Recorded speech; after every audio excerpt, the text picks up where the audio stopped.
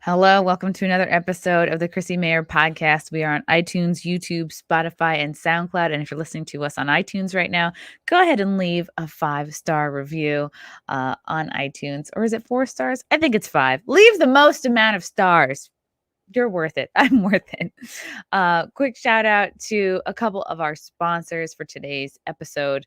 Standalone is a new Substack by Melissa McCutcheon, an artist and former professor who quit due to the corruption of academia. Oh, this is so neat. Like she's like on the inside of it. She publishes about once a week on topics designed to offer some hope and insight into the bizarre groupthink world that we're currently living in. You can subscribe at standalone.substack.com.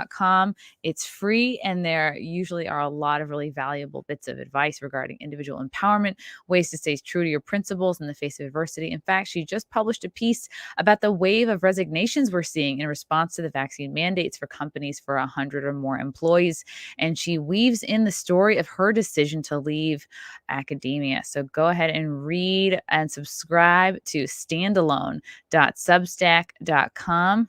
And another quick shout out to our other sponsor, Drome. We all know dating apps are horrible. If you're watching this, it's the beginning of November. It's about to be cuffing seasons, guys. You gotta find your person quickly before the winter comes. Find somebody with a generator. Find somebody with a lot of blankets. We know the dating apps are terrible, but Drome is a new free, keyword free, values-based dating app. You pick your deal breakers and deal makers. Why is this important? Because if you're a conservative, things are probably not going to work out with someone who's a total lefty. Same thing with religion, lifestyle, how to reach your kids, and other core values. Sure, somebody could change, but why not just meet the perfect match right out the gate? Drome is also video only for more human interaction. So go to drome.date/CMP in your phone's browser. Click the iOS or Google button to install and use the invite code CMP to sign up. And if you're already matched up, tell your friends and tell your partner to tell theirs. That's DROM.date/CMP. Designed to meet your perfect match. It's free to use. You got nothing to lose. Guys, tell me I've already successfully introduced 2 sets of people who are now married. So I think I'm a trustworthy source here. Shout out to a couple of stand-up dates. I'm going to be performing at the Dojo of Comedy, Tiff's Ale House in Morris Plains this Saturday, November 6th. For tickets, go to ChrissieMayr.com, or you can go to their website as well. And we just put this together. I'm going back to Dallas with my buddy Aaron Berg from Compound Media. We're doing 2 nights of shows at Hyenas in Dallas, December 15th and 16th. We just put this together, so you can't get tickets yet, but I will post as soon as they are available. Okay, guys, I'm real excited to have this guy on the podcast today. He is the host of Drew Hernandez Live. He's an investigative reporter. I probably should have done that one at the end because now I've given away his name already. He's the correspondent for Real America's Voice. Drew Hernandez, how are you? Chrissy, doing well. Huge fan. Thank you for having me on. This is going to be pretty legendary, so I'm excited to see how this goes. You're also a member of the Latinx community, so I'm excited to have a little more diversity. Mm-hmm. Yeah, we have to prove that you're not a racist, so you have to bring blacks and Hispanics, and you have to have more color on your show. So that's why we're doing Dude, for real. Like me and Frank sat down. By me and Frank, I mean Frank sat down and counted. He made a chart of like by demographics of my guests, and you're not incorrect there. It's a lot of whites, but many different shades of white: cream, beige, eggshell, a lot of different white guests. But you know what? Like, I don't know. Everyone knows I'm not racist, but here we that's not the point, guys. The point is that the New York Post is shitting on Kyle Rittenhouse for yawning during his trial. I was watching a little bit of it today. I know it's very boring to watch these trials. I was watching a little bit of it today, and I did catch him yawning twice in the short amount of time that I was watching it, and I go, somebody is going to stick it to him for these yawns.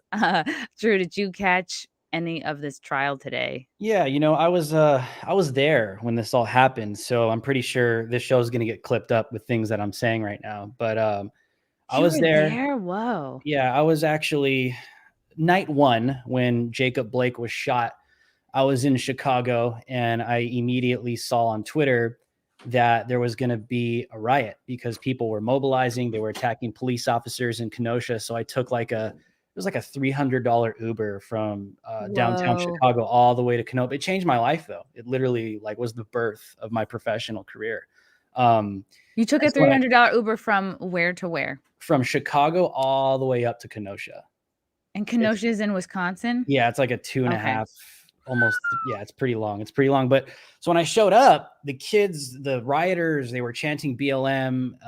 They were already burning down dumpster trucks.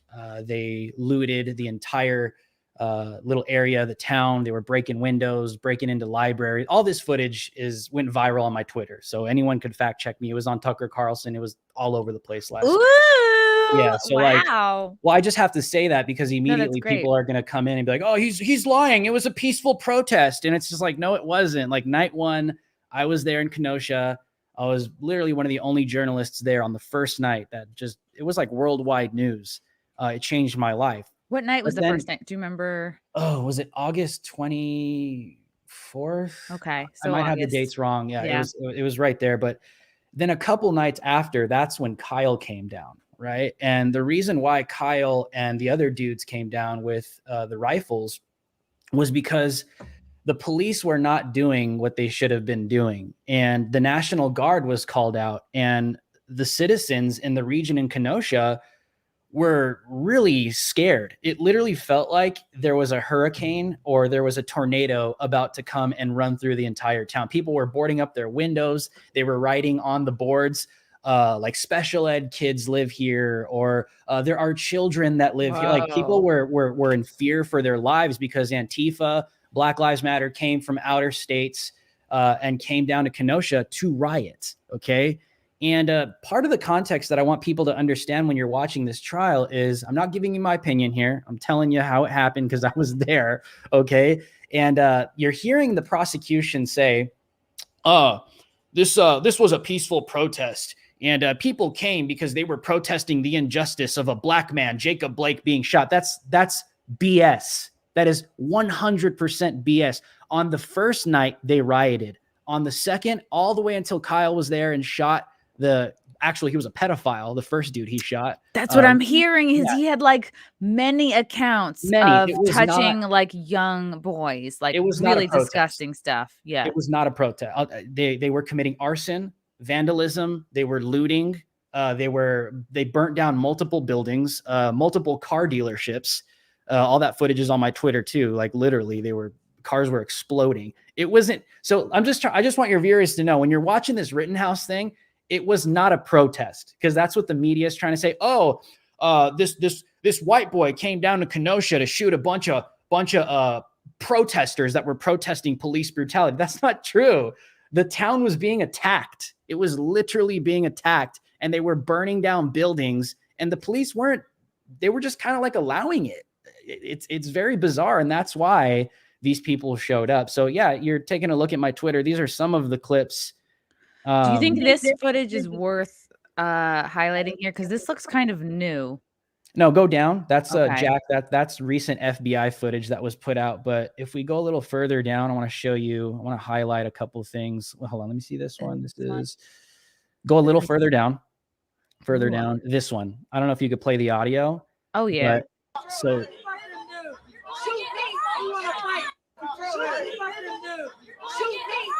this is the first guy. Yeah, that's Rosenbaum, and he was asking to be shot. Yeah, not usually the most witted people are yelling that out. He was literally asking to be shot, and this guy was violent that night. And to give even more context to this, go a little further down. Your viewers are going to love this, Chrissy. I promise. Like, go a little.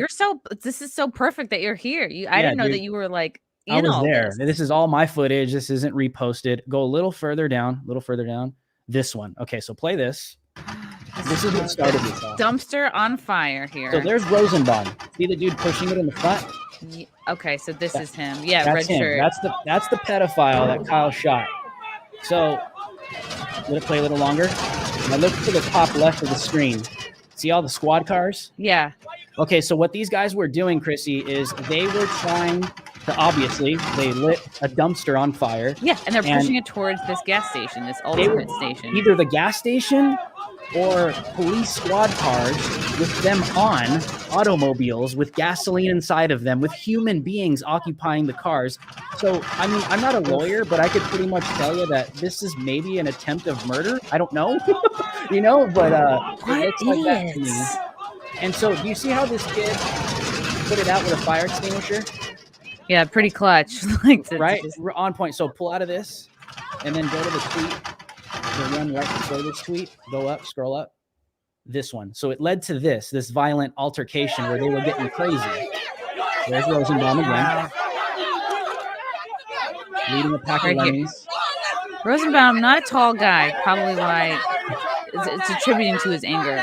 I'm not an expert, but look at him. Look at him. Like literally. Oof. We've all seen these people. They show up. Their energy is bad. Their energy is intense. This is somebody who like wants to fight someone somewhere. He wanted to fight, dude. And even the rioters around him were trying to hold him back.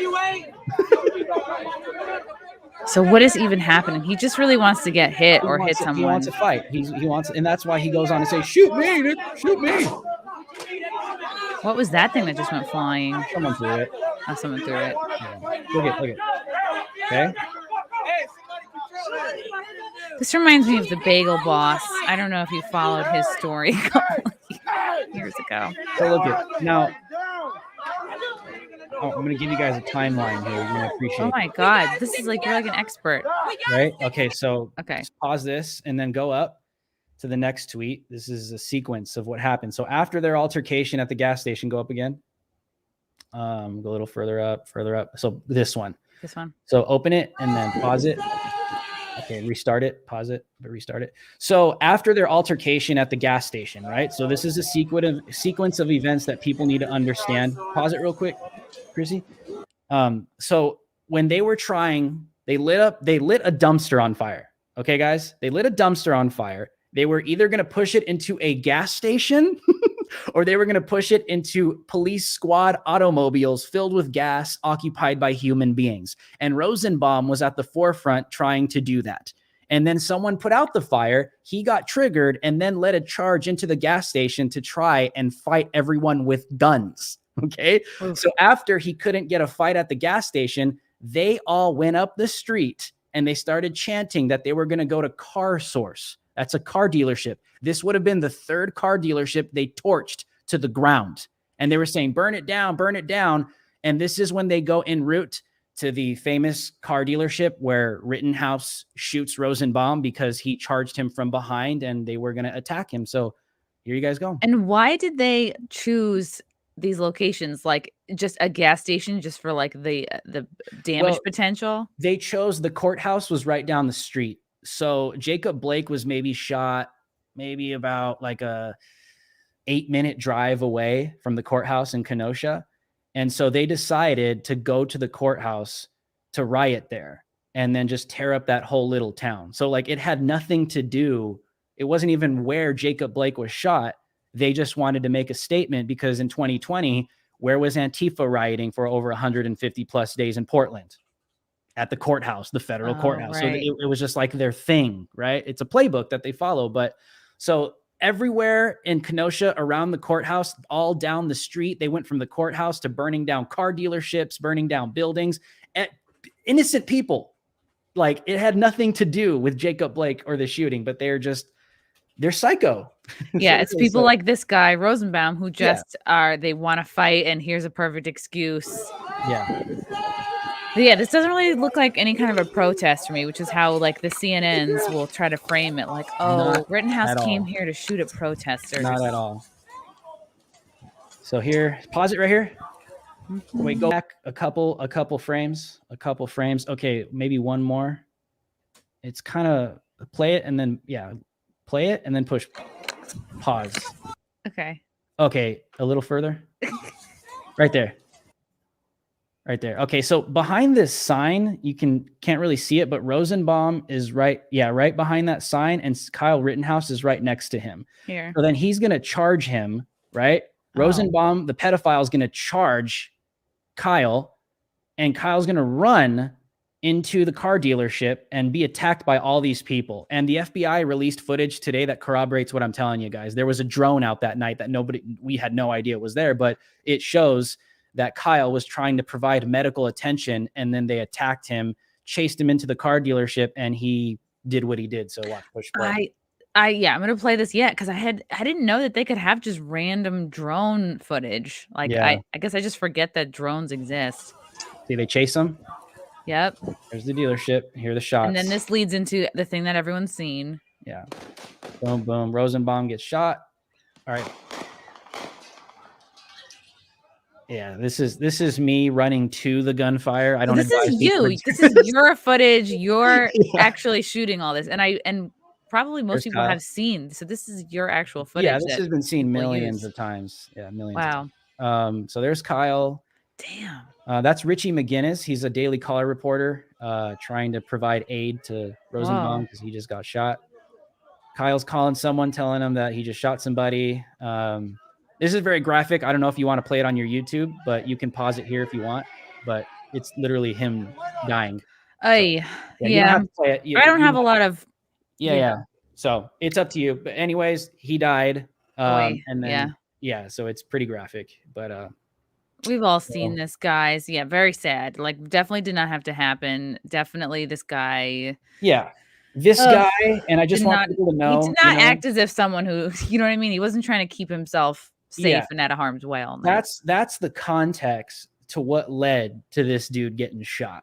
And, whatever people are hearing, because we started this show with the biggest story in the United States right now with Rittenhouse. When you guys are listening to this, I'm not giving you my opinion.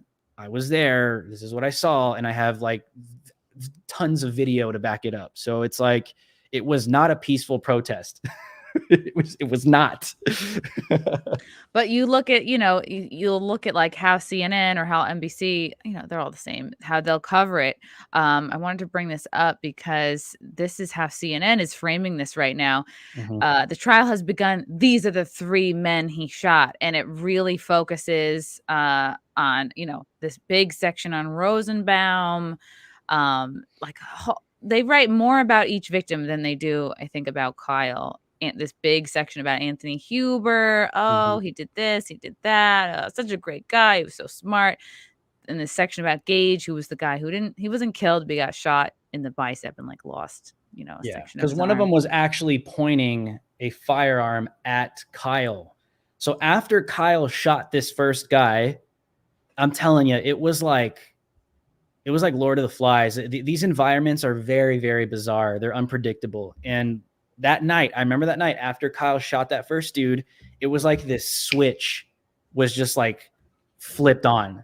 And all the rioters they went from being these violent arsonists to just like, it just went beyond. Like there was just nothing holding them back anymore. They wanted blood. They wanted blood. Yeah. This is my opinion.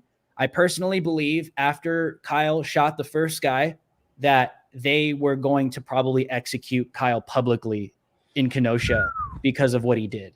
And that's why they were chasing him down the street. Kyle was running back down the street to turn himself into the police officers because of what he did.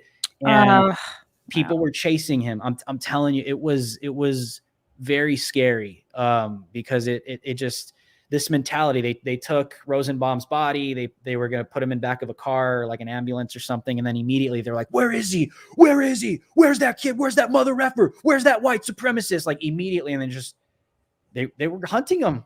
They felt totally justified. I believe if they would have got a hold of him and if Kyle didn't have a gun, they would have probably executed him publicly, took matters into their own hands. Whoa. That's what there's some footage that I think most of us have seen. It's like Kyle's on his back, and then that's when someone came up and tried to hit him with a skateboard. Did that happen before or after this altercation, at the gas station? That was after. So that makes sense. So that happened. He was, the guy got shot, and then they were out for blood. Yes. And then that explains why there was multiple, at least 3 people coming at him. The one with the skateboard, the one guy that was holding a gun. And, I've read a lot of opinions, people who are, they have guns, they go shooting a lot, and I've heard a lot of comments like he showed immense restraint, Kyle, and you could tell that his skills were up, were up. He wasn't just like like a madman. Like he truly only shot when he had to. It looks like.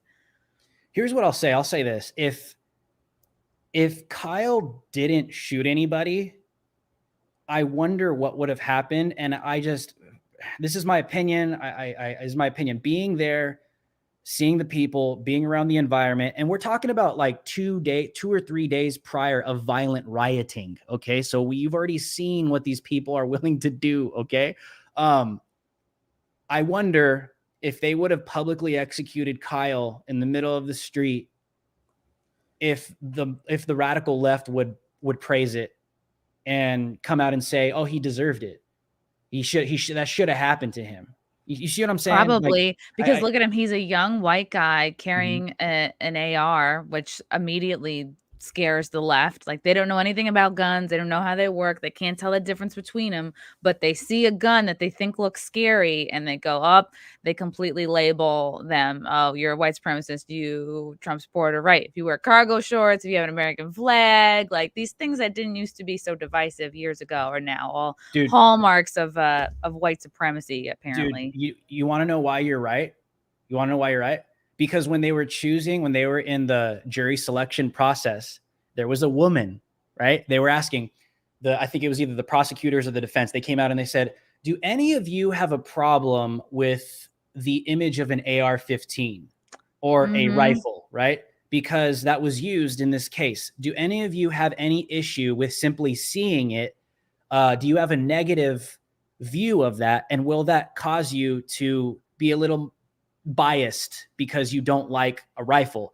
And one of the ladies came out and said yes. Okay, and listen, and then the prosecutor and the judge was like, "Okay, we'll explain why." She said, "I don't believe that the public should have access to machine guns." This is how ignorant people are. Oh no. Okay, it's not a machine gun.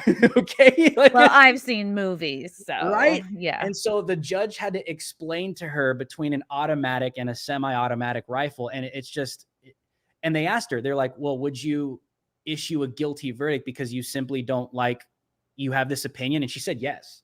So they got rid of her. But she was honest. A lot of people feel that way. Right. But to go to your point, you're right. It's just that so many people are ignorant to firearms that they form opinions on them without even truly understanding what they are, which is kind of like dangerous. I mean, if you view the world that way, you could be forming opinions without actually knowing what something is not a very healthy way to live mentally. I'll tell you that right now. These 3 guys that Kyle shot, I mean, they're all white. So it's like, are we really still trying to make this case for white supremacy here? It's like, it's horrible that anyone was hurt, but like, you wonder how much worse it would have been had they not all been like white, white guys.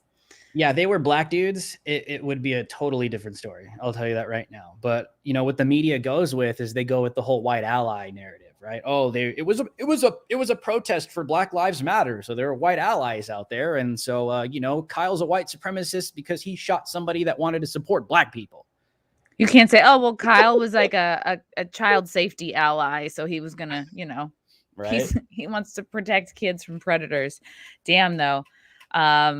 So that I think that explains like why he's such a media target. Like he's like, I think he is exactly what the powers that be don't want young men to be poised to grow up into. Like he's controlled. He knows how to like use a gun. He knows how to protect himself. He was running around asking if people needed medical. He was out there to protect a business. So he's all these things that I think they don't want young men to be, and they want to demonize him and set an example and scare, other young men to not, make those kind of moves. Like, yeah, don't stand up for yourself or others or your community, and don't try to protect yourself in self-defense. Exactly. And I think that's I'll tell people from someone that was there, okay, multiple nights of rioting in Kenosha.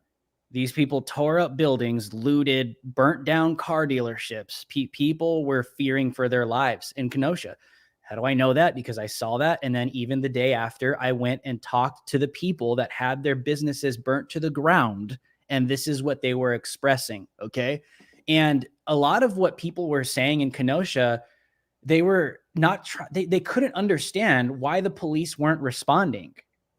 I mean, the police were going back and forth with the rioters, but the rioters would just move to another block. They would move to another block. The police would shut down one block. And then the rioters would move to another one and burn down this place or vandalize this place. And that's why these dudes with rifles showed up, because the police were not doing their jobs. And even the National Guard apparently was called out, and it led to this. So I think there is some questions that need to be answered about why law enforcement took such a limp-wristed approach to what happened in Kenosha. Right. It's either the cops are so afraid of having to reprimand a person of color, they're so afraid of potential bad optics, or they're truly lazy and don't care, or God, like what else could it possibly have been? Like they just are afraid for their own lives, which in that case, like better get out of law enforcement, I guess. It makes sense. Like if people are watching other businesses burn to the ground, and it sucks because you look at him, he's so young still. What were I don't know, he should have had some other adults with him, like to help, I don't know, protect him or protect the store. Like I feel bad. Like he felt like he had to do this all kind of himself. As mature and as good as he was, I wish that he had more support. Yeah, I mean, it was totally the wild, wild west out there. It was, that's why so many locals and residents were afraid, because it was literally the wild, wild west. Like, why was it allowed for these people to riot, not just one night, multiple nights? Okay, that's completely unacceptable. And that's what we were seeing in 2020. So, it's just, you got to ask yourself, if we can't always rely on the government to protect us, right? That's why we have the Second Amendment, right? Well, some scholars would disagree with that, but predominantly the dominant thought is we have the 2A to defend ourselves, especially from a tyrannical government. Yeah, right. So it's like, what are you supposed to do? What are you supposed to do when law and order is not there, when you have literal, in my opinion, domestic terrorists? Because when you are using violence to accomplish a political goal, that's literally terrorism. Okay. And that's what BLM did. That's what Antifa does. And that's what was happening in Kenosha. So what are you supposed to do? Who do you turn to? You have to be able to defend yourself. And I just think a lot of people are asking themselves these questions. And it's like, so when you do, you get labeled, you're the one that gets labeled a terrorist. You're the one that gets your guns taken away. You're the one that gets slandered by the media. And this is what's happening to America, where these values that we once had are now being turned against us. And when we uphold them or we love them, we actually get painted as terrorists or a threat to the United States of America. It blows my mind, Chrissy, that people don't see this happening. I don't care if you're a Republican or a Democrat. Like, we're talking about like constitutional values that we all get to share in, whether you're black, white, Republican, Democrat. People need to wake up to the reality that your constitutional freedoms are being subverted, and it's not a good thing, like at all. Yeah, there's just like the media fog and all the distractions and consumerism, like it all adds up to be like one big distraction. And like it wouldn't have taken that much, especially if there were cops in that car that we saw in the clip earlier. They come out, they're wearing uniforms. Like a lot of these people are pussies, just sort of like running around looking for a fight. A lot of them would have been like, oh, okay, the cops are really here. Like, okay. And they would have probably cut it out, and all they had to do would be like, hey, like quit throwing around literally dumpster fires into a gas station. Like they could have cut down on some of that chaos, but instead they're just sitting there. And just to go to their credit, like those nights, it was just like this back and forth. The police, they would form a line, they would push the rioters back down the block, the tear gas, and the rioters were throwing rocks and throwing fireworks, explosive devices, and all this stuff. They were going back and forth, pushing the rioters down the street, hoping they would just disperse at some point. And you got to ask yourself, is like, if you call an unlawful assembly because these people are burning down buildings for multiple nights, arrest every single one of them. Like, immediately, no questions asked, right? Like, and that was not taking place. Maybe right, you're out there, you're part of it. Yeah. Yeah, maybe one or here, two are there, but it just, these people were allowed to just like run the streets. And it's like, you wonder why there are people showing up with rifles to defend a little town that had nothing to do with Jacob Blake being shot, that was being destroyed and burnt down. That's what people go, oh, there's chaos. Oh, we can get away with like damaging and destroying stuff. Like that attracts a certain kind of like unhinged person. And then you have like New York Post being like, oh, well, he was yawning during the trial. And it's like, you know what? I remember every first day of every job I've ever had, I've always like been yawning, and I yawn when I get anxious. So I'm like, oh, this is like, he's probably not sleeping. He's probably anxious as hell. And like, that's why some people yawn. And I was like, that's totally what's happening with this poor kid. Yeah, I don't know. This is just, I don't know what's going on with the New York Post. I don't know if this was supposed to be like, they're trying to be funny, like, oh, Kyle's just yawning, he doesn't really, I don't know. This is some serious stuff, you know, and this kid's life is on the line. And there's a lot of truth that was covered, which the FBI released a drone footage today that actually proved that Kyle was seeking to provide medical attention, and they chased him, and that's what led to a shooting. So, I mean, that's all I could say, but it's just, Chrissy, law and order is being subverted. And, you know, people need to realize that the ones that get hurt in the end are going to be innocent people.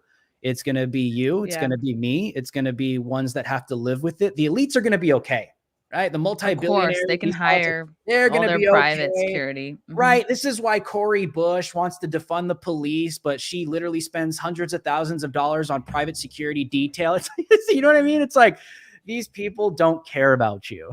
Yeah, like you were saying when you were in Chaz in Portland covering all that, like there would be an emergency, but they would still call 911. They would still try to get paramedics in. Like they just, they would be like, oh yeah, we still need to use this system that we are supposedly, you know, raging against here. It's, you know what it is? It's like everybody needs discipline in their life, no matter like what age, and like groups of people need discipline. And it's like, you're just trading one system of rules for another, but it's like the one that it's like we're all kind of looking for like to know our boundaries, to know our place. And like the people at this, you know, throwing dumpster fires around, it's like they need a cop or somebody to say, no, like get the fuck, go back home. But instead it's like the cops are receding. They're like, oh, I don't want to lose my job over shooting the wrong looking kind of person. But then who becomes daddy then? The government. And then it becomes more authoritarian. It's like, keep the daddies at a lower level, you know, like keep the daddies local, keep families strong. But nobody wants that. Nobody wants responsibility. No one wants to take care of their own. So now it's like, and that's kind of what a big government wants. They go, oh yeah, everything's chaos and gone to shit. Like, let's step in and throw down more laws.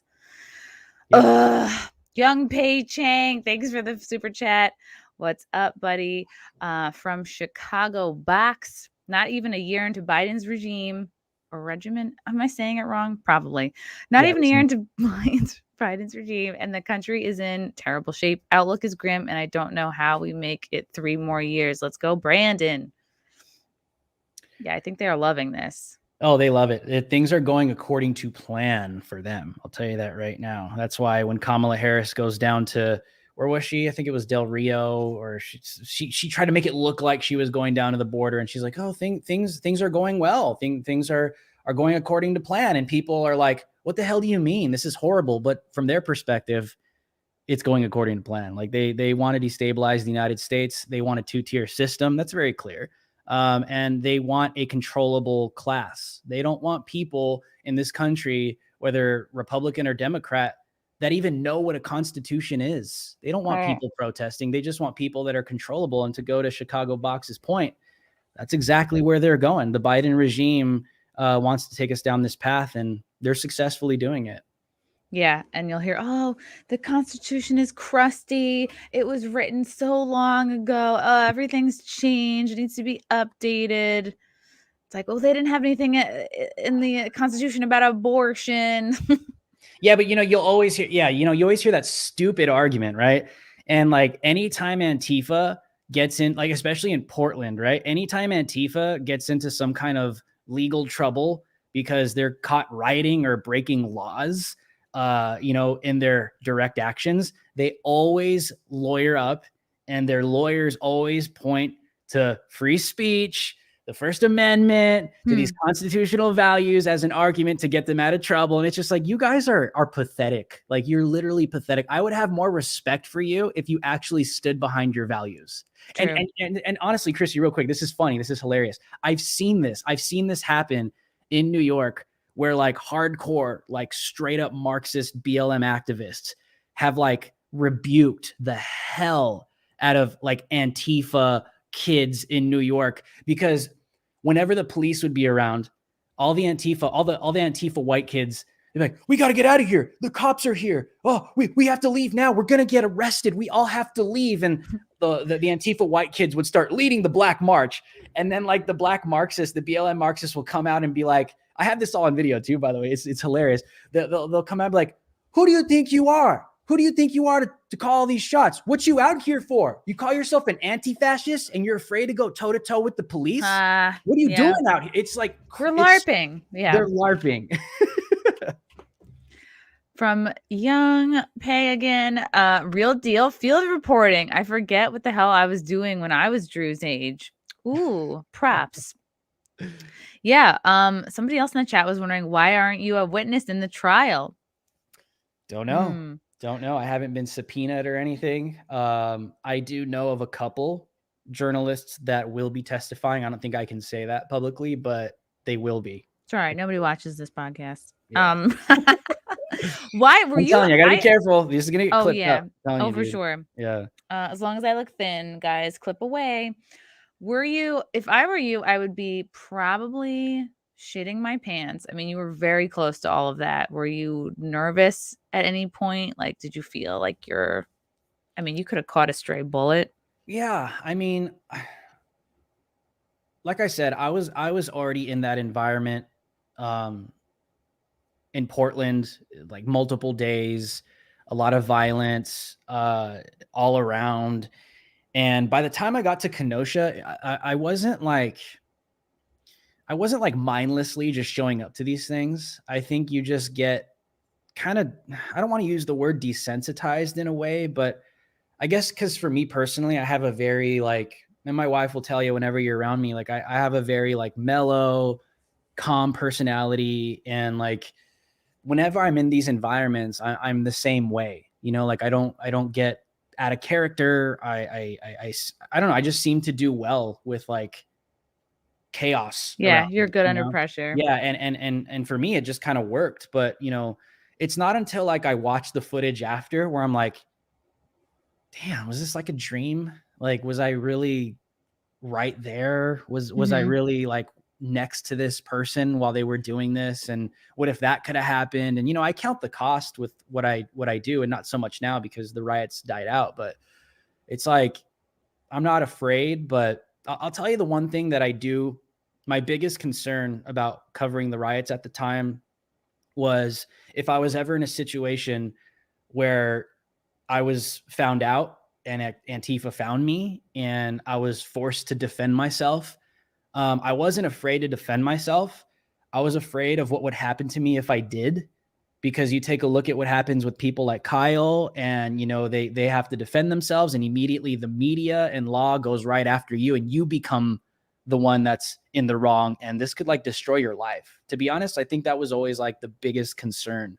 For what if you get mixed up in it and you'd be like, I'm a Latinx, it's okay. Yeah, they don't care. These people, dude, they don't care. They're crazy. Yeah. They stab black people in Portland while they're, advocating for Black lives.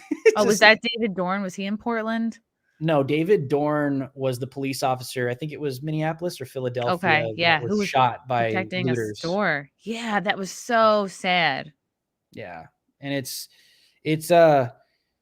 people don't realize the hypocrisy in it because they think they're doing the right thing, but they're so indoctrinated with what they've been taught in these universities, and it comes into the real world and it leads to stuff like this. Because conservatives, I don't think they understand. They don't understand, like, how can you justify rioting? How can you justify looting or committing violent acts in the name of like a political ideology, right? But what people don't understand about Antifa and Black Lives Matter, a lot of these kids have been indoctrinated with cultural Marxism, with classical Marxism, which literally teaches to put people over profit or people over property. So these kids believe this stuff. So when they actually think that they're fighting against Nazism, right, is what you hear them say. We're going after punching Nazi. We're ending white supremacy. They believe it. They believe it. And they actually believe, like, dude, I was in Chicago reporting on a Black Lives Matter protest. It wasn't a riot. It was a protest. And the activist came out and said, this is what she said, representing the Black community. We can't walk the streets of Chicago without being hunted by police. And that was on local news. And I'm sitting there watching that. And it was a high school. They were high school kids at a high school event. And do you know who was protecting the perimeter while they were saying these things? Guess. Probably white cops. Or all kinds of cops. Yeah. Cops. And it's like, but this is what goes out in the media. And what people need to understand is like, it is literally an ideology that gets twisted. Fear porn. Yeah. And it really warps the minds of people. How dramatic to be like, I'm being hunted. And like, dude, anyone who hears that, like, oh my God. I don't know. Dude, I what's it called in Chicago? I don't know if you've been there. Deep Dish. Illuminati's. No, that just naming places I've been. The Mile, what is it? The Mile, that like district where there's like those high-end retail. Oh man, somebody in the chat will let us know. I forgot what it's called. The Millionaire Mile? I think so. Yeah. Right. So I was walking it, and I'm looking around, and I see a bunch of Black people with like Louis Vuitton bags. Were they being hunted by police as they shopped in Louis Vuitton? And Black people eating at high-end restaurants, and there's like cops chilling right there, just like minding their own business. It's just like, I wish people would truly understand that there is a spun media narrative when it comes to this stuff. And it's like, people just don't want to believe it. Oh, Magnificent Mile. People are saying Magnificent Mile. There it is. Magnificent Mile. Yeah. Like, look, if we're going to be hunted by police, at least wait till the dessert is over. Yeah, dude. Seriously. That's crazy. But yeah, and they don't value property. They think, nothing matters. Like, right? Like, items don't matter. It's just it's people. It's just, but it's like you're not being taught values, and it's like it's so twisted. And I also think with a lot of these people you see with like Rosenbaum, right? Like a lot of people who are like going to be attracted to like a riot or a looting or whatever. It's like they're people who inside themselves, like there's chaos and anger and sadness, and they want so badly for the outside to match what they feel on the inside, so they can express it, so they can feel like, it's not just me. Like if someone is crazy or not crazy, like in pain or angry or just like in a destructive mode, they're like, they want to put themselves in that because like attracts like. You want to kind of, law of attraction, whatever.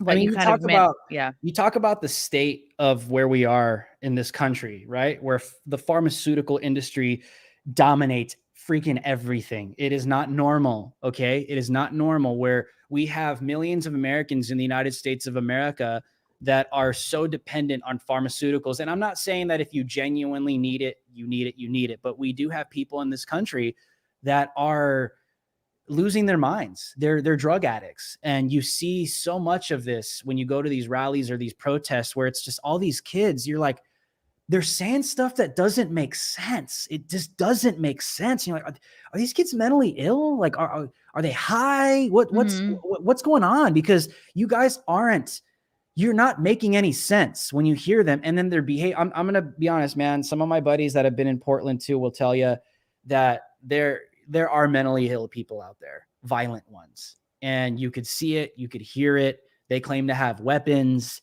And, you asked me if I'm ever afraid. And I think the other thing, and I've told my wife this too, is one of the things that I do get concerned about too, is possibly some mentally ill person out there, like you said, that just wants to follow the crowd, is like a lemming, sees other people committing violence, and in their head, they kind of say, oh, well, they're doing it and it's okay, so now I'm going to do it, just completely unhinged. And we've seen those people out there, and it's dangerous. Was Portland your first time covering a protest? Protest, no, but riot, yes. Yeah. Yeah, like 2018, 2017, no, 2018, 2019. I was doing like a lot of man on the street. I would go to protests like the Women's March, or I would go to, those kind of protests that were popular and just like debating leftists one-on-one. Did you have a pussy hat? Yeah, like I did that once. I don't know if you've seen it, but I did show up to a woman's. God. I did show up once. I tried to make it look like it was one, but it was like a pink hat, and I was like debating women about human trafficking and why like that needs to matter. It was crazy. People can go watch it on YouTube. But anyways, I'm gonna pull up your YouTube channel. Hold on, just so people can see it. Yeah, people need to subscribe to this. If you're not, what are you doing? Yeah, just go to videos. Yeah, click that one. Lives Matter. That's my old school. Wait, go back. You gotta go to the playlist. Yeah, this is old stuff. Just click on and then go down to Lives Matter with Drew Hernandez, the last one, and then pause that, and then scroll down to the videos. The one I'm talking about, you'll see it. See on the right? The videos on the right? Yeah, yes. You can scroll down. Where is it at? Scroll down. That one, the pink one. I'm not quite too sure. Is this you in the skirt? No, that's not me. Oh, darn it. Oh my gosh, that's so toxic masculine. He's doing it better than women. And like, lo and behold, this is like 2021. How could he? You know what I mean? There's a guy on the cover of Sports Illustrated. I thought this was a women's march. High school homecoming queen. Yeah, this is how I is that with what's his face? James Klug? Yeah, James is the homie. Oh yeah, he's done the show. I met him in Elijah. Vegas. Yeah. Elijah's my best friend. I love Elijah. But this is like 2017, 2018 content right here. Hard facts. Oh yeah. I haven't done one of these in a long time. Yeah, I was just talking to Owen Schroyer. He told me he got like molested at a women's march. He got his balls grabbed. The 2019 Women's March in Los Angeles. So a lot of women, they love women's rights, and so do I. But I kind of have a bit of a take. There are so you sort of staggering and absolute shocking statistics and numbers. Build the wall. What a confusing sign. Across the southern border. Like, what? I personally believe that if we built a wall at the southern border, it would save some lives, and it would actually cause some human trafficking enterprises to be put out of business. I decided to go undercover as a male feminist. As a man. So don't mind the hat. Don't mind the funky, dumb-looking costume. Still me, but I want people to see. Are those your real glasses? Women react to what I'm saying, even though I think those are my niece's glasses. Let's see if some of these women actually care about women that are being trafficked at the southern border. And not just women, but little girls as well. God, and this is a huge problem still. It's always been a huge problem. And like, we'll see what happens. Nobody. So what are we doing out here today? What do you guys have in your signs? Women voting. So we are standing for Latinas and women voting. And no I like to the that wall. her accent only comes out when she says Latina. Same, no to the fucking wall and impeaching Trump. Gotcha. Same, impeach Trump. Hello, we are Latina. And you guys think the border wall is immoral, evil, racist? Very bad, but I think we should waste more money. Well, not waste, but waste. Use the money that they want to use for the wall for something else. Why can't they help LA for the teachers? So take us to a spa day. I feel like that's more important than a wall. Yeah. Gotcha. Can I share with you why I'm out here marching for women? Do you know how many human beings are human trafficked into the United States annually a year? Hundreds of thousands. A lot more than we could probably imagine. 20,000. That's a lot. 80% are women. Did you know that? Those are Latinas. I'm sure they are. You know 70% of these Latinas are sex trafficked into the United States for the purpose of sexual exploitation, prostitution, sex against their will? Those are Latinas. Yeah, most. I'm out here for them. Me too. Thank you for that. Because did you guys, as a Latina, I appreciate that. Did you guys know that there was, as of this month, January 2019, the DOJ literally prosecuted these individuals called the Rendon Reyes crime sex trafficking. So you're out there throwing down facts, and they're just like, we spent most of our time, honestly, just getting our shirts together and getting these signs and doing our makeup. And a lot of, if people watch it later, there was a lot of the women that actually changed their minds. They're like, what? Good for you. The man on the street stuff gives me so much anxiety. I think I'm afraid of conflict. But you have to like it. You have to like it to just going, and same thing with James Klug and same thing with Elijah. You all have that in common. Like you're confident, you know your points, you know, it's not like you're trying to do like a gotcha and make them look bad, but it's just, you want to make them think. Yeah.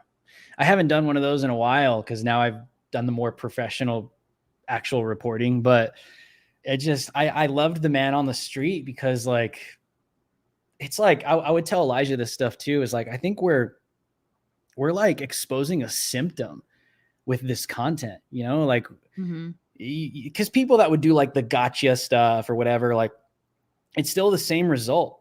Like you see these people that are just like blank faced, like they cannot correspond with what you're saying, or they refuse the facts or the truth, or that's what makes the content so great. But at the same time, it's like, it's literally a symptom of where the culture is, especially with the radical left, because they've been so desensitized. They're taught the relativism and postmodernism where anything and everything can be true. And so you see this on video, and my heart goes out to some of these people because I'm just like, man, dude, I wish you would just wake up. But at the same time, you're like a psychopath communist that would kill me if you literally could right now, you know, but yeah, you do feel for these people because, and I think the powers that be know and are totally taking advantage of the fact that people like to form groups. They like to probably do like as little research as possible. It's like, oh, you know, it probably goes back to our like caveman brains. Like you want to look at somebody and be like, are they good? Are they bad? Cool. Now I can proceed and not, you know, waste a lot of time. And I think that's what's happening, obviously in politics and just culturally. Like we're at each other's throats, and it's probably so much easier for anybody at one of these protests to like look at you. You hear the first thing out of your mouth, he's bad, he sucks, he's here to make us look dumb or stupid, so let's ignore him. Oh, you suck, you're racist, right? Like go to the insults. So this is a real skill, this man on the street stuff, because if your goal is to actually engage and change minds and make them think, it's like maybe inside you got to calm that down. Like, you're so wrong, you're brainwashed. Like, you got to just be like, okay, put yourself in their shoes. They think they're doing the right thing. They're out there with the sign. And I have sympathy for these people because I was that girl in college. Absolutely. I would be out there at I was a big feminist. I was a big SJW. So just because that's what all your friends are around you are doing, and that everyone's telling you, oh, this is you're an asshole if you're not this way. You must hate gay people and hate women if you're not this way. So it's tricky. I agree. And I think I just think what a lot of people don't realize is some of these like agendas, they end badly, right? Whether it's like the jab mandate or whether it's some hardcore LGBTQ like agenda with unisex bathrooms, or, you know, we've seen that in Loudoun County, you know what I mean? Like where this 9th grade girl was raped in a unisex bathroom, and the county did nothing but move the rapist to another school and didn't warn anybody. And the reason why they did that was because they were about to put in this trans policy where they were going to require the teachers to, call the kids by their pronouns that they wanted, and the unisex bathrooms. And the reason why the county or the district covered it up because they were about to put forward that policy, and they didn't want it to look bad because an incident took place that made the policy look bad.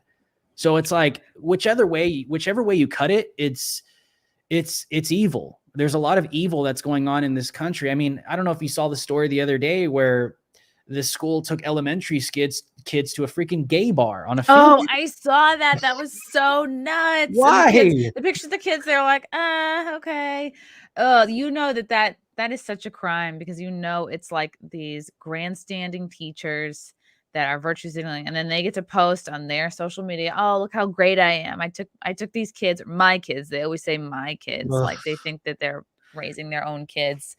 It's like, no, you take your cats to the gay bar. Like, this has nothing to do with teaching shapes and colors, which is what you should be focusing on. Like, you can have I don't know, show them a picture of a rainbow. But yeah, it's wild. And I don't know.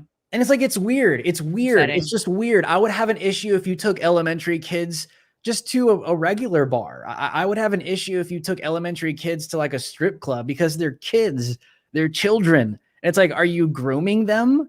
Like, what makes you think that that's somehow a good thing? Oh, because, we want them to be more inclusive. It's like, well, taking them to a gay bar is the answer to you? Yeah. Like, what? You can tell your students, like, some boys like boys, some girls like girls. You can do that without taking them into a gay bar.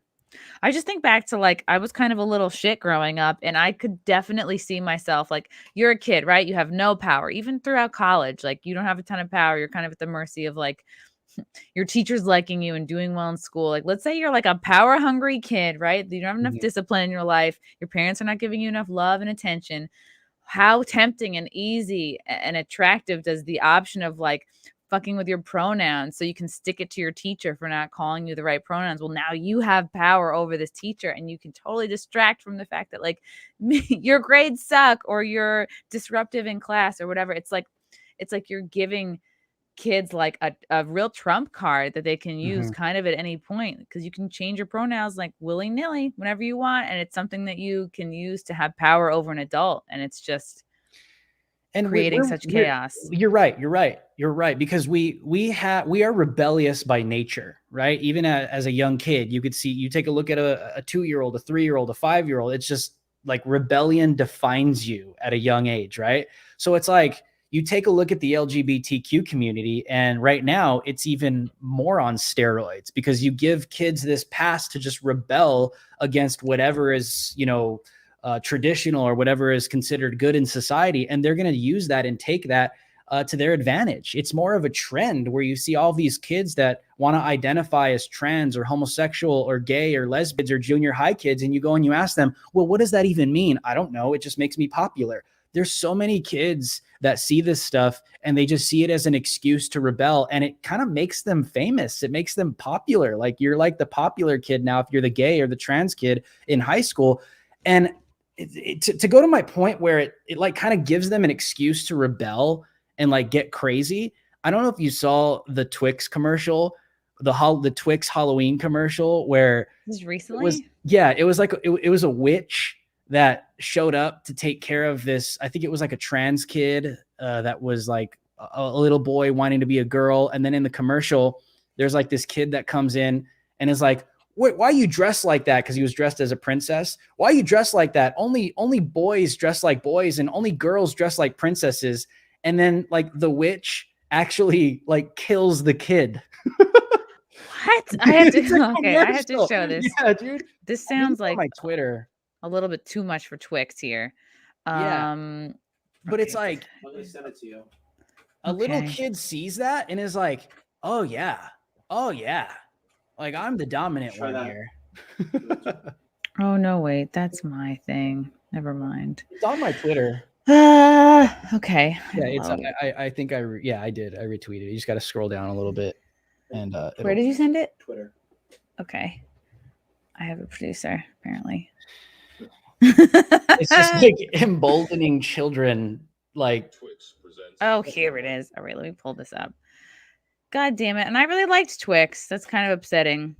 Yeah, me and you too. know what? It's like, maybe there was a time a long time ago where there was like gay kids felt pressure to be straight, pressure to like blend in. But guess what? Nobody cares anymore. Be gay, do whatever you want. And now it's like the reverse is happening. Kids that might be confused or a little bit susceptible to peer pressure. Oh, like all my problems will be solved if I like become gay or trans, which is like. So this takes it to a whole other level. Yes. Watch.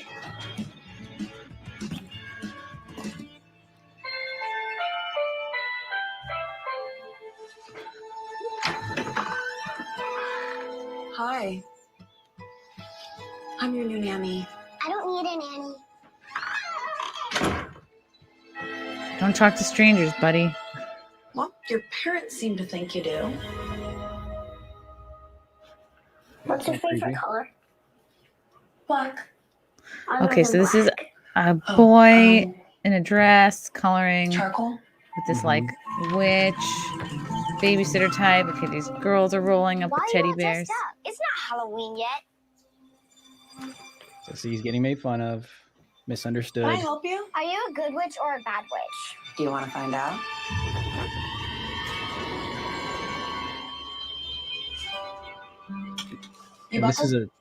This is a Twix commercial. So we have not seen one Twix yet. And this commercial has been going a minute 10. Okay, check this out. This is a crazy part. Hey, you, princess. You look like a girl. Why are you wearing that? Dressing like this makes me feel good. Is that your nanny? She looks weird. You look weird. Your nanny looks weird. You guys are both weird. No, we're just different. Boys don't wear dresses. Kids don't really, I don't know. I don't think anybody would. I think a kid would be like, oh yeah, cool, do whatever you want. What's happening? So she sent the kid flying. We should go. Wow, you know what? Or you could teach the kid to stand up for himself. Probably.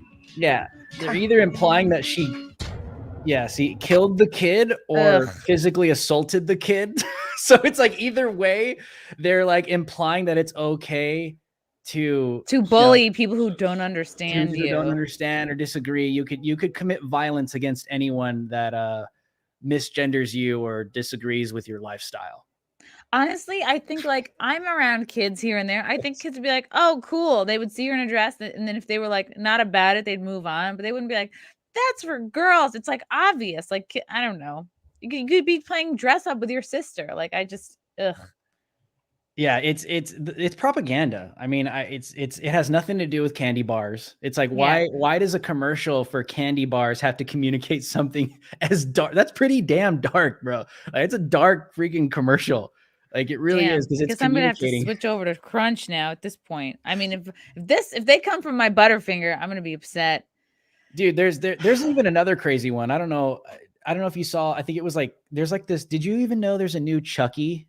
Like, you mean Jen Psaki? Like no, it's like a Chucky, like a new TV show, and I think the kid is so. like gay. The kid's gay. I think there's a clip on YouTube where the kid's gay. And like Chucky killed someone, and the gay kid's like, "How could you do that?" And like Chucky's like, "Well, I've had a gay son once, or I've had a trans son once." And the gay kid's like, he's like, "How? No." Chucky said, or the gay kid says, "Chucky, how could you? How could you do that?" And he's like, "Well, I've had a trans kid once." He's like, "I'm not a monster. I'm not a monster." Like implying those that reject trans kids or gay kids are monsters. God. Yeah, this is the clip. It's just so creepy. Like, I don't understand how people don't see this as propaganda. It's very forced. It's like these are not conversations that would come up. Chucky. It's a murderous, demon possessed. What the fuck did you do? I didn't do it. What? First of all, Chucky would never be reading. Swear to God, I didn't kill her. What do you think? I'm a complete moron? So he's gay, Jake, apparently. You gotta believe me. I'm your friend to the end. You get fucked with that shit. I'm not 6 years Sorry old. for the language, guys. Give me that. Gotta say, writing's not your forte. Why does he sound Stick to sculpture. like a mechanic? Fuck you. I don't know. You should just call it Devin. Shut up. You know, Right here. I have a queer kid. Okay. You have a kid. Gender fluid. And you're cool with it. I'm not a monster, Jay. Oh, Chucky, God. You killed Annie. A puppet. Chucky, you've lost your edge. Why would I kill Annie? You and me. Okay, and then I we assume live that's with like, people who- that's where, oh, Lord. Do you see how they try to communicate to children that like you're just this monstrous villain that's worse than a murderous demon possessed puppet if you reject gender fluidity or homosexuals? Now it's like, don't be afraid that Chucky's gonna stab you in your sleep, but he will like wake you up and start virtue signaling. Yeah, that's a whole lot less scary. Exactly. Snooze. What a snooze. I know, right? And it's like Chucky, they take everything, and you know, this is what I've been telling people is like, because we've seen like, you know, Superman's son is like bisexual now, and they're just like everything's getting homosexualized in Hollywood to comic books, Marvel, DC, nothing is watchable anymore. And it's like, I've had these conversations with people, and I'm like, why does the LGBTQ community claim to be this proud, strong, innovative, independent community, but they have to hijack everything that's traditional and like homosexualize it or lesbianize it or transgenderize something that's already been established and original. Because if you guys are so great and you guys are so original, why can't you just come up with your own great content on yourself? Why can't you just create the next biggest superhero that the world wants to see that's gay, bisexual, or trans? Why do you have to take Superman and do it, or take another superhero and do it? Why? Because nobody would like it. I would love an original, like the Scissor Sisters. Whoa, fighting crime and going down on each other. I don't know.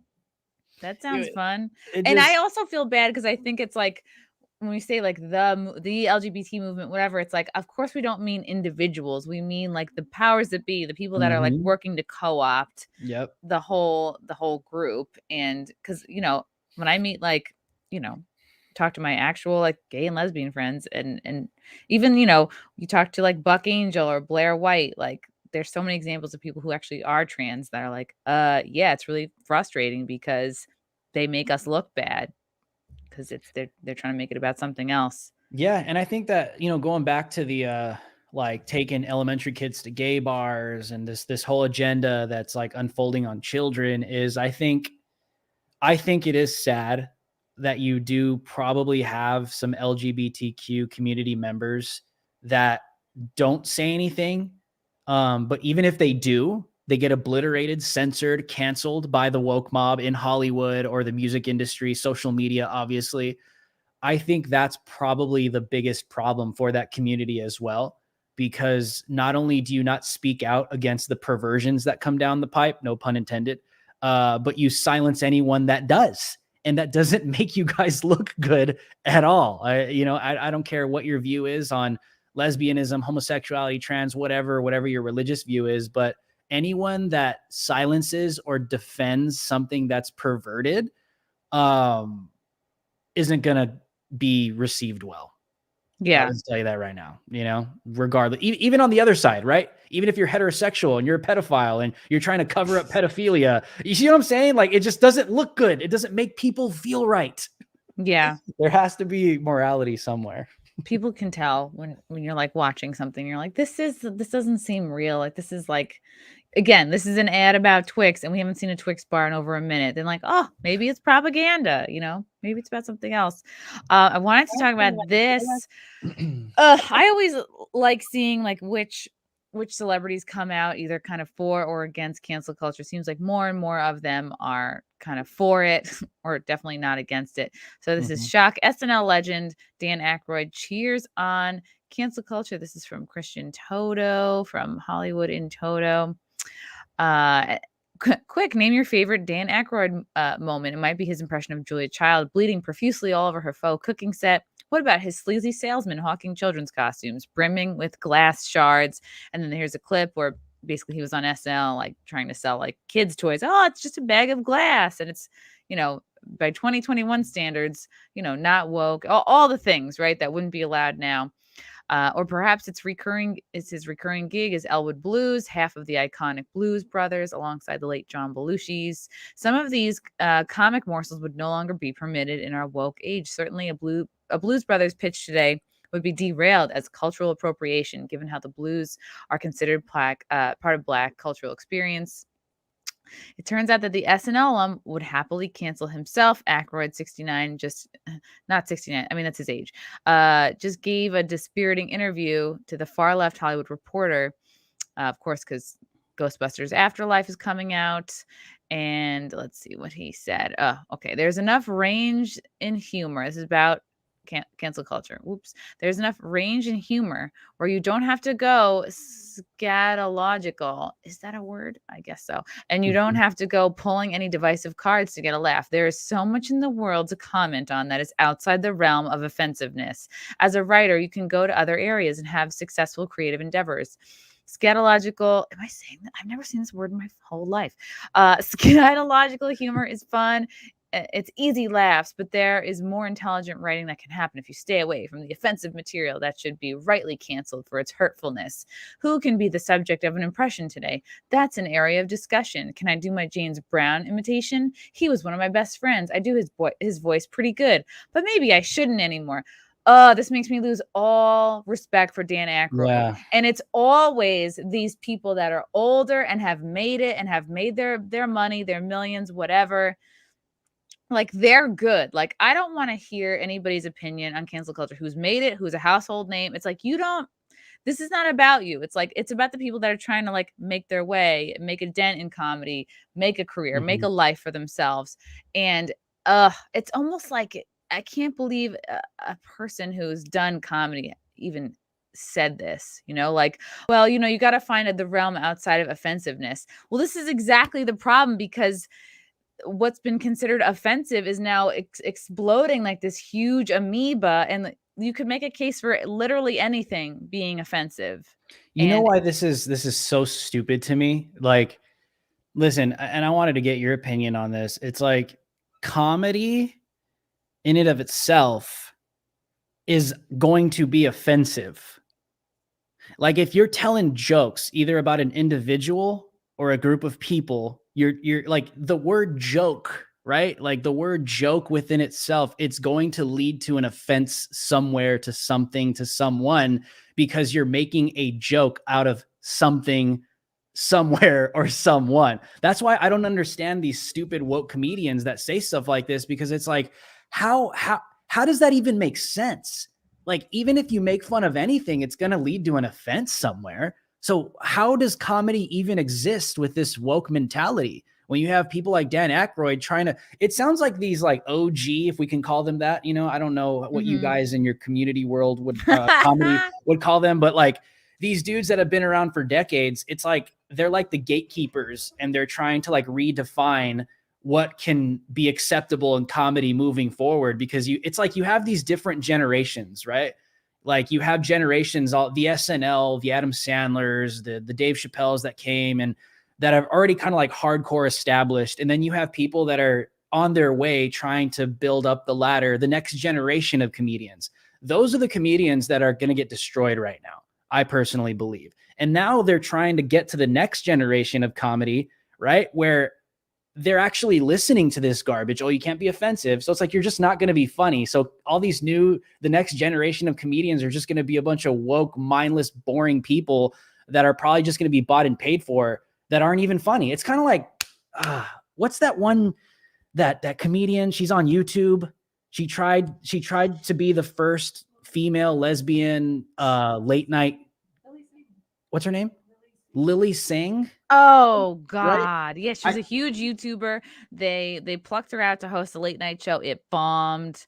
I think she's like the perfect example of what I'm trying to describe. Yeah, she was this huge success on YouTube, but it just like, she should have stayed on YouTube. Like, that young people are not, her audience is not, clearly didn't follow her to late night television.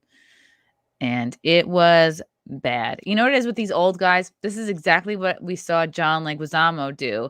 It's somebody with a past, with maybe they do have some movies or some sketches where they're like doing some racist humor or doing some like not politically correct stuff. It's like they don't want you reaching too far back into their stuff to cancel them. It's like a preemptive cancel buffer. At the same time, like, they're old, they're crusty, they haven't come of age, or their careers haven't come of age in this era of like, you can make your own way, like I was never really accepted by the left, and I just sort of followed my heart, whatever. And now I'm part of, I guess, what people would consider like the new right, or the alt right, or whatever the fuck it is. Like, I think the older you get, these old guys, they just don't know a way other than just being in it, like sucking Hollywood's dick, basically. And they go, oh, okay, the way to stay successful is to be saying these things and doing these things. So it's like, maybe it's out of fear, right? Trying to stay relevant. Oh, this is what we're doing now, I guess I got to do this to like stay fresh and to stay hireable. And they also just don't know. And like Jim Breuer is like, maybe he's like right on the edge of that. Like, maybe he had a little bit of mainstream success, but still has that fire, that spark in him that he never lost. Like, no, I'm going to do and say what I think is really funny. And he's, of course, one of the few comics, myself included, that's not going to perform anywhere that requires, proof of jab papers and such. And right, these old guys don't realize, like, you can break away from Hollywood and find your own fan base and do what you love, and you don't have to be like a slave to them. I just don't believe that this is how they actually feel. You know who pisses me off the most, since we're talking about like comedians, like George Lopez pisses me off. Okay. And the reason why that dude is just like a total idiot is because he got so woke and went after Trump and everything is racist in the United States of America and got on the whole white supremacy is everything train. George Lopez's career is built like some of the most successful like bits that he has that have gone super viral. I mean, I remember even the early days of YouTube and like MySpace, for all my old school people out there, like MySpace and all that stuff, was like he would do bits on stereotypes. He would rip on Mexicans and Hispanics and Asians and white people. And it was like the funniest. I thought it was funny at the time. And it's like, but I think it's so ridiculous that you have some of these comedians that have built their empires on jokes that are like pointing out stereotypes, borderline like racist type humor. But now all of a sudden, like you said, they're like putting up this buffer where, oh no, they're like these woke individuals, but they want to keep their entire empire. Right. It's just like they want to have it both ways. Yeah. They want to like, they can't like denounce their former selves, but they want to like stay hireable, stay in Hollywood's good graces. I think kind of that's what happened to Amy Schumer. I don't know. You just, or maybe your lifestyle gets to a point where you, like you're not struggling anymore. You're not kind of like, I always say, like down here with the people, like living a real life, and you become kind of out of touch. And I think like some people would argue that's kind of where Chappelle is, but I mean, he's also doing so well. Like he doesn't, who cares? Like he's uncancelable. He's good. Even if he were to never perform ever again, like he's good. He has his bag. Yeah. As they say. So yeah, I just think, and we see this across the board. You see it in Disney, you see it in music, you see it in education, you see it in politics, you see it in news and media. It's just like this cultural Marxism has invaded everything and it's destroying everything. And I think the next generation of art is doomed if a lot of people don't continue to push back on this stuff. Because I mean, how is comedy offensive? I can't understand that. I can't understand how a comedian in 2021 is coming out and saying that there is comedy that's offensive. It's all offensive. It's hypocritical because like it's just it's like, right, like BLM is like the new racism or whatever, or you know, you could argue because there's no such thing as non-offensive comedy. It's just that it's flipped. Like, who is it okay to make fun of now? Who do we consider it not offensive? It's okay to make fun of white people. It's okay to make fun of Trump supporters.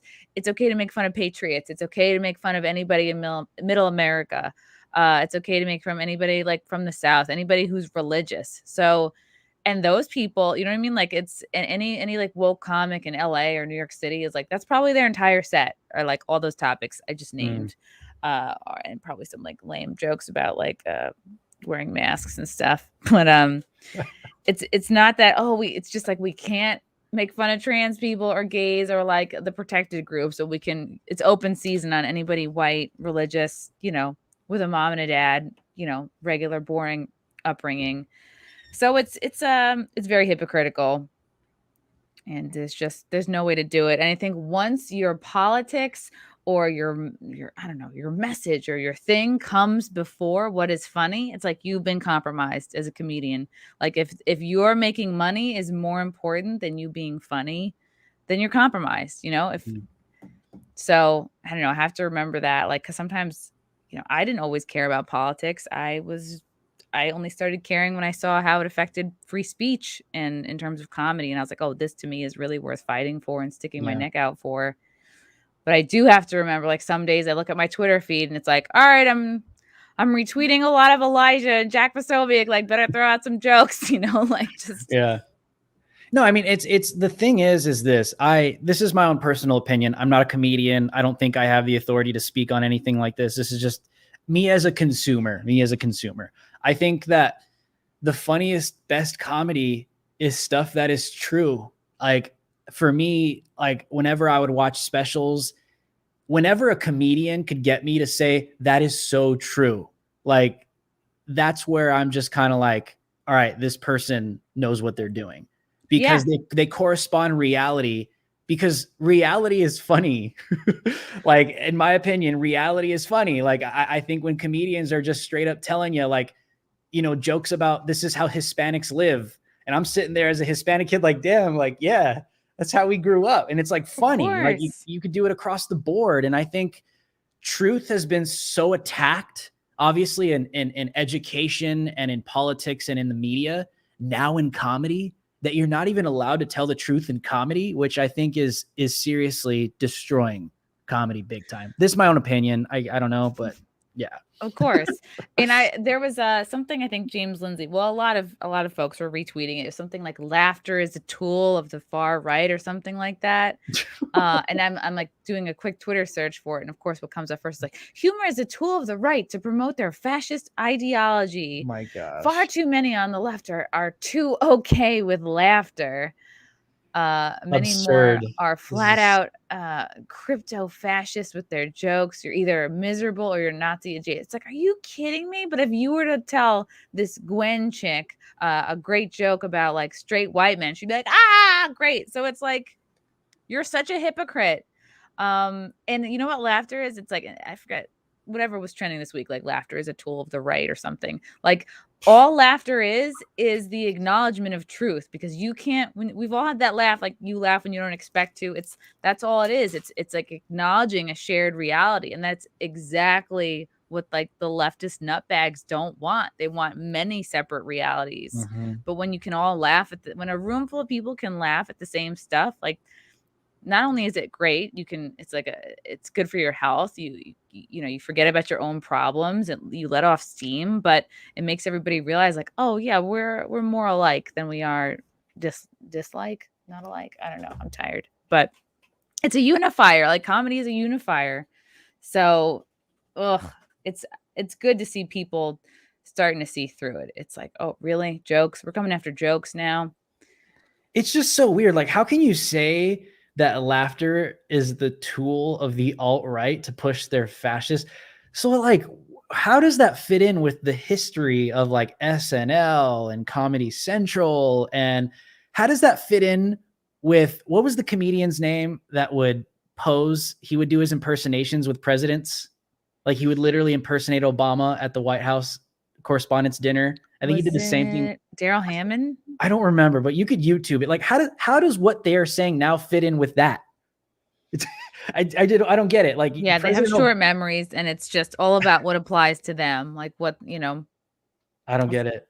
It's crazy. Stupid. It's literally stupidity. And I think we're in a bad place, Chrissy. We're in a bad place where you're not allowed to be funny anymore. Was it Fred Armisen? It might have been. I could just Google it, but I mean, yeah, YouTube, it'll pop up. Ugh. That might be him, I think. I hate to always shit on SNL.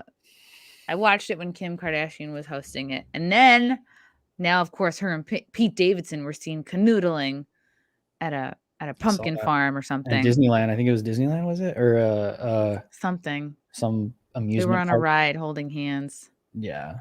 I just don't, even if his penis is magical, it's still attached to him. So I don't know. I just think Pete Davidson is good at acting really stupid, and that might be funny to people. I think Jimmy Fallon does the same thing. I don't think Jimmy Fallon's funny at all. I think he's very dumb, and it bothers me. But like, I'm going to be honest. One of my favorite comedians I like Conan O'Brien a lot. And I think that, a lot of what he's done is pretty original and funny.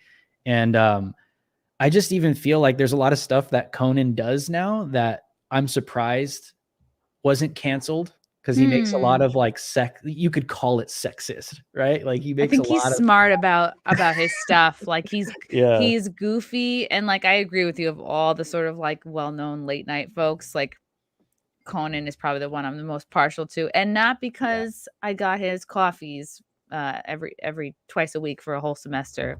I interned for him. Yeah. Sweet. That's my claim to fame now. But yeah, I think he is able to. I think of all the people, like, and you haven't seen anyone really coming out for him too hard. I think he's just goofy, and maybe he's not as big.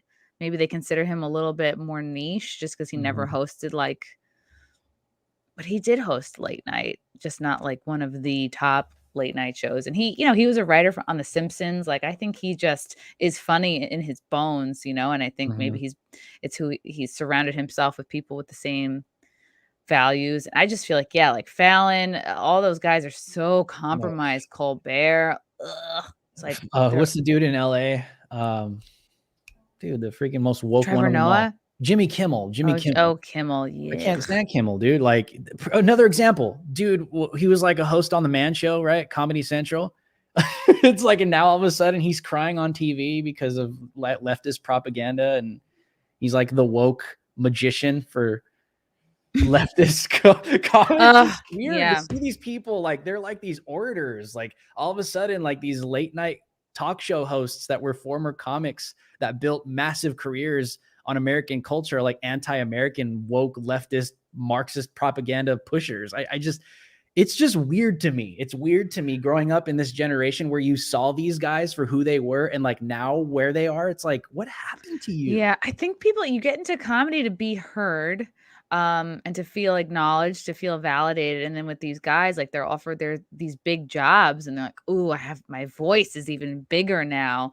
And along the way, they just get like compromised, like that power and influence to them is more important than humor, than being funny, than telling the truth. And you throw in a lot of money, and these compromises are easier to make, I guess, because you're like, oh, well, I have this life to support. I don't know. I don't respect it.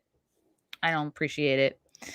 Me neither. I forgot to do my ad for Cushy Dreams. I don't know, Drew, if you struggle with anxiety in any form, but Cushy Dreams is great for that. And you know that you can join the men and women who want to smoke their CBD. Let me pull up the website. Guys, Cushy Dreams. They have different indica sativa blends like relax, dream, create, hustle, peace. So if you want to be a little bit more up in the day, you're going to be a little more relaxed right before bed, Cushy Dreams has your back. I love these 5-packs. I love the pre-rolls. They come in pre-rolls, and they come in these, like the bud and tins. So go to Cushy Dreams. That's Cushy with a K. Dreams.com, and at checkout, use promo code CMP to get 20% off. You can get all the health benefits of CBD without getting high. No late night munchies, just nice relaxy vibes. Cushy Dreams. That was really smooth. I did that really organically. Drew, where can people follow you? What is coming up in your life? Yes. Yeah, well, you guys I host my own show on YouTube, Drew Hernandez Live. You guys can follow me on YouTube. Just, well, theoretically, they shadow ban the crap out of me, but you could search Drew Hernandez Live on YouTube and I'll pop up, sub on the channel. But if you guys would like to follow, I do a lot of on the ground reporting. That's on my Twitter, Drew H Live, or Getter, Gab as well. I am a daily commentator on a TV network called Real America's Voice. So I am daily in the news cycle. You guys can watch me daily on there. I'm on at least 3 of their shows a day. They can download the app on iOS and Android as well, or just watch it on the website, americasvoice.news. So that's kind of where I'm at right now. And obviously the majority of my reporting right now is I'm really on top of these vax mandates in the airlines, with medical healthcare professionals, first responders and teachers, New York, LA, coast to coast. So that's kind of where the majority of my reporting has been. I've done the southern border, obviously the protest stuff, but that's kind of where I'm at right now. That's great. Yeah, I'm hearing of a lot of cops, firefighters, and it's all coming down. I think the next couple of weeks are when are like the due dates for a lot of these people to get jabbed or get tossed out. So I'll definitely be following all your stuff pretty closely, because this is it's coming down to it. We just gotta hang in there. We gotta hang in there, guys. We got to. Thank you guys so much in the chat for your questions and comments and your super chats. We appreciate you so much. Yeah, follow Drew Hernandez on his YouTube channel, and yeah, check him out on Real America's Voice. I saw them. I went to this medical freedom convention in Nashville, and I saw like Real America's Voice they had like a big setup there. Nice. And I got the guys coffee because they helped me set up my microphone. All right. Sweet. Irrelevant. Thanks, guys. Until next time.